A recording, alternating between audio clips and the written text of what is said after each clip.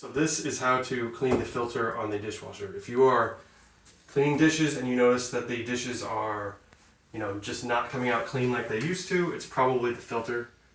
Generally this thing does a pretty good job, but if you wanted to check the filter or clean it, this is how. So open the door, pull the bottom rack out, set it aside.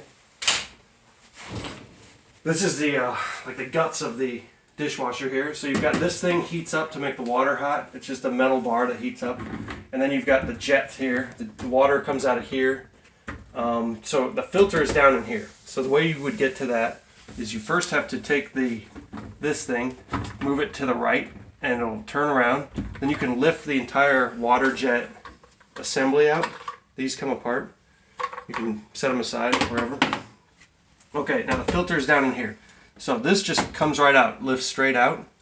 This part here is the filter. So you just take that over to the sink, rinse it out. There'll probably be food and weird stuff in here. You just get rid of that. It should look pretty basically clean like this. When you're done, what you want is for this rounded part here, this rounded hole, to slide into the rounded hole that's down in here. All right, so you just want to get this round hole here lined up with this round hole here. That's how you get this thing lined up. So if this surface here is parallel with the back of the dishwasher, it should just slide right in like this. That's good. That's good. Okay, so if you have it lined up right, it should just lie flat real easy. Okay. Then you're almost done. You would grab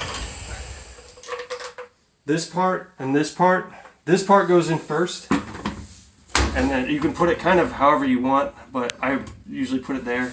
Then you put the lid part on, and then you just rotate it to the left, and then you're good. Then you're ready to go.